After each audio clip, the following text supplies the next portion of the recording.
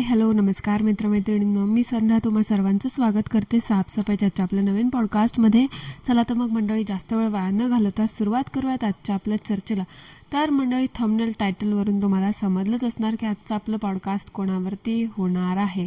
तर आजचं आपलं पॉडकास्ट होणार आहे आणि आजची आपली आपण चर्चा करणार आहोत the most trending topic on YT. The YT sensation असलेल्या युरोपियन मातोश्री उर्फ सुकडा बोंबील उर्फ वांगेवाले उर्फ अडदांड बिंडोक उर्फ रांगडे पाटील उर्फ पार्वती माने आणि चेहऱ्यावरती 12 अशा भरपूर पदव्यांनी नावाजलेल्या आपल्या नमुन्यावरती चला तर मग टाळ्यांच्या गडगडाटाने स्वागत करा वांगेवालीचं.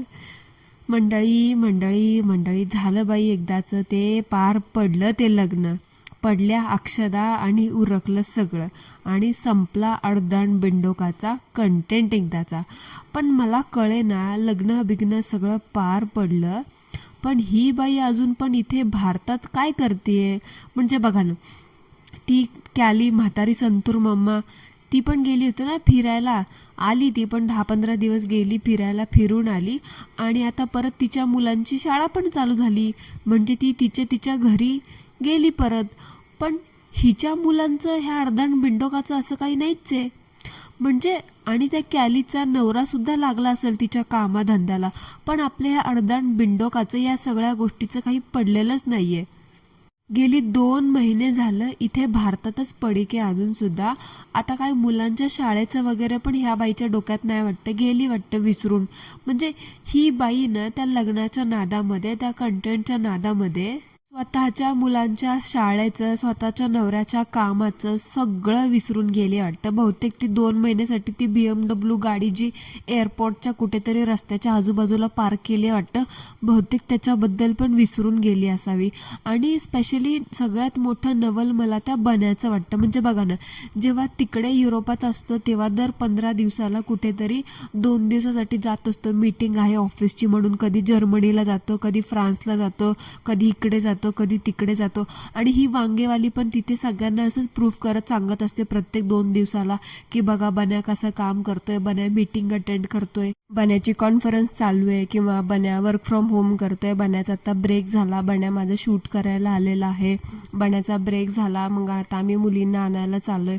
म्हणजे दर प्रत्येक 5-10 मिनिटाला ती नेहमी हेच प्रूफ करत असते की बन्या काही ना काही काम करत असतो आणि स्पेशली ते वर्क फ्रॉम होम करत असतो. पण गेली 2 महिने झालं तो बन्या भारतात आहे आणि त्या अडदाण बिंडोकाच्या घरी 2 महिने झालं पडलेला पडीक आहे. ते तर बघून मला असंच वाटतंय मंडळी, बहुतेक काम धंदा वगैरे सोडलाय की काय ह्या बन्याने. काय रे बाबा, काय काढून वगैरे टाकलं तुला, का तू स्वतःच रिझाईन वगैरे राजीनामा वगैरे दिलास? नाही म्हणजे इकडे आल्यापासून व्ह्यूज तर वाढल्यातच तुमच्यात आता, काय नो डाऊट, आणि लवकरच सबस्क्रायबर पण वाढतील. आणि असं 2-2 महिने कामावरून भारतातली काय तर भारतातली सोडावं, भारताबाहेरची तर आणि जगातली कुठलीच कंपनी सुट्ट्या देणार नाही.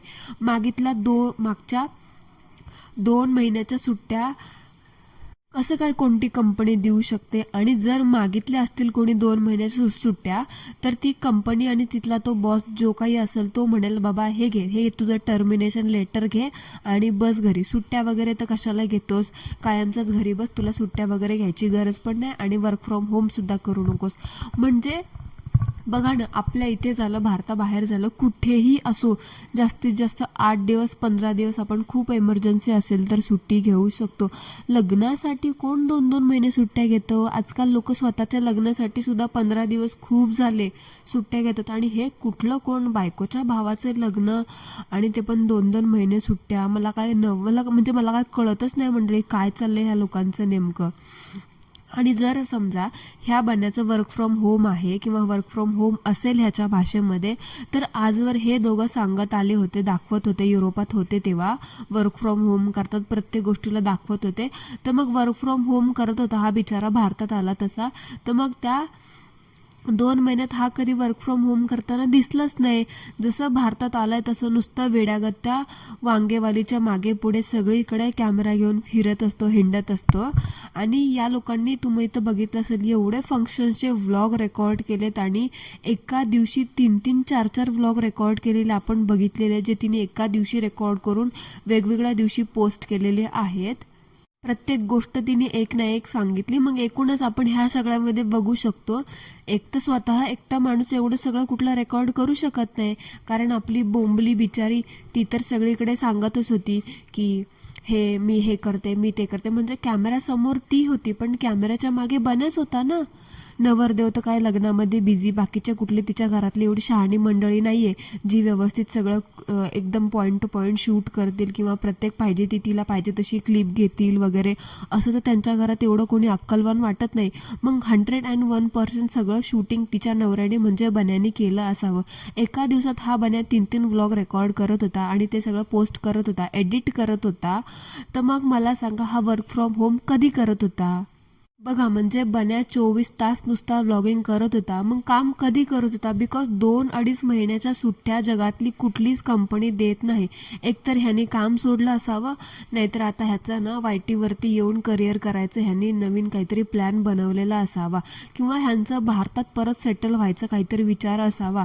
मग बहुतेक कंपनी स्विच वगैरे करण्याच्या नादामध्ये असं म्हटलं असेल की आता लग्न वगैरे होऊन द्यावं, नंतर काही ते आपण आपला प्लॅन ठरवावा. म्हणजे तुम्हाला काय वाटतं मंडळी ह्याच्याबद्दल? कॉमेंटमध्ये मला नक्की सांगा. म्हणजे ह्यांचं काय ते गोड बंगाल आहे ना, मला काय कळे ना.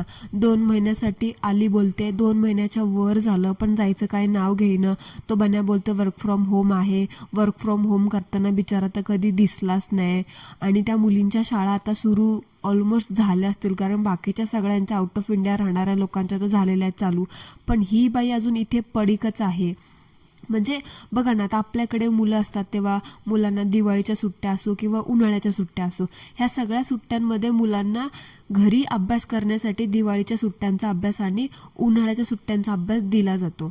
कारण उन्हाळ्याच्या सुट्ट्यामध्ये, दिवाळीच्या सुट्ट्यामध्ये मुलांचं अभ्यासाकडे दुर्लक्ष होऊ नये, त्यांना थोड्याशा गोष्टी लक्षात राहाव्या म्हणून तो अभ्यास दिला जातो. मग या 2 मुलींना कसा काय सुट्ट्यांचा अभ्यास दिला नाही? एवढं मोठं समर वॅकेशन होतं ना यांचं. मग ह्या सगळ्या दोघींना कसं काय सुट्ट्या दिल्या नाही? आणि तिथे युरोपात असते तेव्हा तर फार शनिवार रविवार प्रत्येक वेळी उठून बोंबलत असते, माझ्या मुलीने होमवर्क दिले, माझ्या मुलीने 2 टाइम स्कूल आहे, 3 टाइम स्कूल आहे, हे दिले त्यांना प्रोजेक्ट, हे असं दिले, ग्रीटिंग बनवलं, हे बनवलं, ते बनवलं. मग बाई आता काय झालं?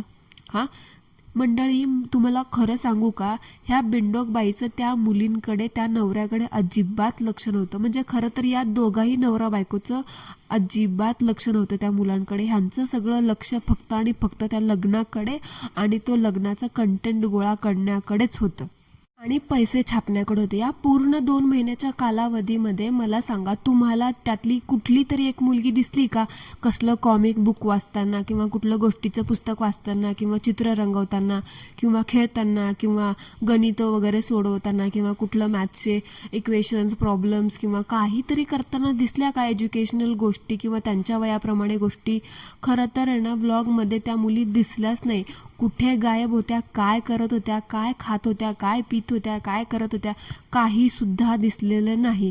आणि ही बिंडोकबाई कम्युनिटीला काय टाकते की बघा, तुम्हाला माहीत असेल आम्ही भारतात आलोय, तसं माझ्या मुलीला गणिताचे वेगवेगळे प्रश्न सोडवण्याचा खूप छंद लागलेला आहे आणि त्या गणिताचा प्रश्न सोडवण्यासाठी मी ह्या ॲपचा यूज करते, तुम्ही पण करा. अगं बावळट बोंबले, ती मुलगी साधं कुठल्या गोष्टीचं पुस्तक वाचताना कधी दिसली नाही ना, कधी चित्र रंगवताना दिसली नाही, आणि तू काय थोबाड घेऊन बोलते ग, गणिताचा प्रश्न विचारते किंवा सोडवते वगैरे. खोट्या बोलायची पण एक लिमिट असते. ते ॲपचं प्रमोशन करायचं होतं तुला तर सरळ सरळ सिम्पल मराठी भाषेमध्ये करायचं होतं ना. हे असलं उगाचं त्या मुलीचं नाव घेऊन मागचं फालतू खोटं बोलून कशाला करायचंच ग? खोटारडी 1 नंबरची थुकरट बाई आहेस तू. खरंच यार, तुला ना खरंच त्या पैशामुळे ती एवढी आंधळी झालीस ना, तुला तुझ्या पोटच्या मुलींचं करिअर तर सोड, त्यांची काळजीसुद्धा वाटत नाहीये. मंडळी, पहिलं ही काय बोलायची, मुलींकडे आमचं खूप लक्ष असतं, आम्ही त्यांना बेस्ट द्यायचा प्रयत्न करतो, शाळा खूप महत्त्वाची आहे वगैरे वगैरे म्हणून आम्ही खूप बेस्ट, सगळं बेस्टम बेस्ट आमच्या मुलींना देतो. अगं बेस्टम बेस्ट देते, मग आता उन्हाळ्याच्या सुट्टीमध्ये अभ्यास घ्यायचं काम पण बेस्टम बेस्ट पेरेंट्सच असतं ना. पेरेंट्स तर होते तिकडं लग्नामध्ये, नाचण्यामध्ये, उंडारक्या करण्यामध्ये, खिदळण्यामध्ये, ते नको ते उद्योग करण्यामध्ये. त्या मुलींकडे खरंच ह्या बाईचं अजिबात लक्ष नव्हतं. आणि तो बन्या, तो तर कसा एवढा पडीक आहे काय माहिती. बन्या तो बन्याच आहे बिचाराला, असं वाटतं बहुतेक ह्याच्यापेक्षा ह्याची बायको जास्त कमवते म्हणून आपण तिचाच पदर पकडून बघावा की काय. म्हणजे पूर्ण टोटली ह्या लोकांचं काय चालू होतं, काय करत होते ना, मला काही सुद्धा कळालेलं नाही. नुसतं फक्त पैसा छापण्याच्या मागे होते आणि बहुतेक पैसा छापण्याचाच विचार करून आले होते. मुलींचं पण ह्यांनी हे असंच ठरवलं असणार. ते बोंबलीने तर काय शिक्षण केलंय, काय केलंय काय माहिती, कसलं चाटायला एम.कॉम केलंय, रात्रशाळेत जाऊन केलंय की काय काय माहिती. त्या बन्याच्या जीवावर जाऊन तिथे शायनिंग मारते आणि हिला असं वाटतं की यूट्यूबवरती येऊन हिने खूप मोठे झेंडे काढलेत आणि हिने खूप मोठं करिअर केलंय. बहुतेक हिचा प्लॅन पण असाच दिसावा त्या मुलींच्या बाबतीत, तेव्हा ते त्यांच्या शाळेकडे एवढं दुर्लक्ष करते.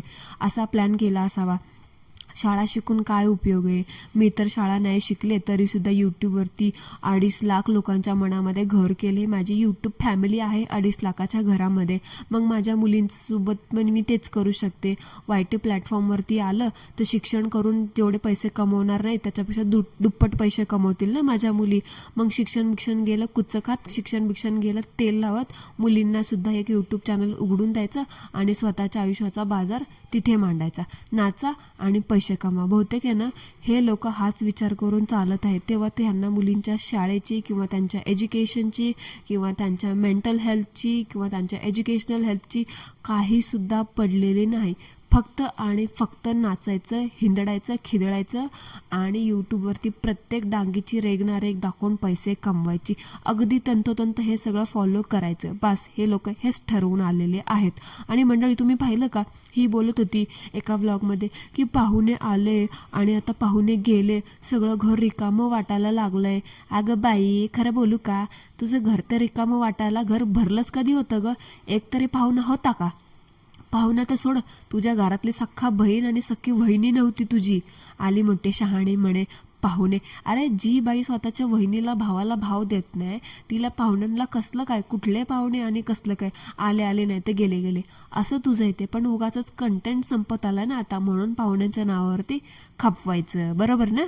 आणि मागच्या वर्षी ज्या भावाचं लग्न झालं होतं त्याच्या भावाच्या लग्नामध्ये बघा सत्यनारायणाच्या व्लॉगला कसं तिने लिहिलं होतं की मुलीला, सुनेला पण आपली मुलगीच माना, सासूमध्ये भांडणं होणार नाही. का ग मग ह्या सुनेला का नाही तसं बोलली, का नाही तसं थंबनेल लावलंस की सुनेला पण आपली मुलगी माना. का तिच्यासोबत जसं केलं तसं हिच्यासोबत पण करायचं ठरवलंस तू. तुझं ते चोंबडेपणा आणि दुसऱ्याच्या संसारात ढवळाढवळ करणं आणि भावाची घरं उद्ध्वस्त करणं ना बंद कर. आणि तुझा बोऱ्या बिस्तर उचल आणि निघ तुझ्या घरी. बस झालं आता. माहेर ना 4 दिवसासाठीच बरं असतं. एवढं 2-2 महिने पडीक राहून तिथं वाळवी लावून घ्यायला लाज नाही वाटत का गं तुमच्या लोकांना. आणि तो बन्या, तो तर कसला निगरगट्ट माणूस आहे काय माहिती. एवढा स्वतः एवढा सुशिक्षित, एवढा स्मार्ट वाटतो, पण खरंच तो एक नंबरचा बिंडोक आहे. ते म्हणतात ना वान नाही पण गुण लागला. तुझ्यासोबत राहून पण तो नुसता भरसटलाय. तो पण नुसता आपला पैशासाठी हापापलेला आहे. जेवढा 2-2 महिने झालं सासरी पडीक आहे. स्वतःची आई तिच्याकडे जाऊन राहिला नाही, 2 दिवस फक्त राहिला असेल, ते पण उभी. सकाळी जायचा, संध्याकाळी परत हिच्याकडे वापस यायचा. कसलं मायला ह्या लोकांचं काय चालू असतं ना मला खरंच कळत नाही. कसलं एवढं एकमेकांमध्ये गुरफटले जे ह्यांना स्वतःच्या आईचं, भावाचं, बहिणीचं, कुणाचं काहीही पडलेलं नाही. आणि तुम्ही एक गोष्ट नोटीस केली का मंडळी, ह्या बोंबलीची सासू त्या लग्नाच्या बसमध्ये ज्याप्रमाणे थिरकत होती, नाचत होती, जसं लग्न लागलं तसं ती बाई गायबच झाली, कुठे दिसलीच नाही. बहुतेक रुसून गेली असावी, मान वगैरे नसेल दिला असं. पण ह्या सासवांचं म्हणजे बन्याच्या आईचं आणि ह्या बोंबलीच्या आईचं एकमेकांना किती मानपान देतात, किती क्लोज रिलेशनशिप आहे हे आपल्या लोकांना तर कळलेलंच आहे. बहुतेक बोंबलीनी पैसे कट केले असेल 50 कट सासूबाई तुमच्या डान्सचे, म्हणून सासूबाई गेली असेल रुसून. कारण लग्न लागलं तसं सासूबाई दिसलंच नाही. म्हणजे इथे अजून काहीतरी झोल. आणि तिची ती ननंद हे बघा एक विशा नावाची, ती पण दिसली नाही मंडळी, बरोबर ना.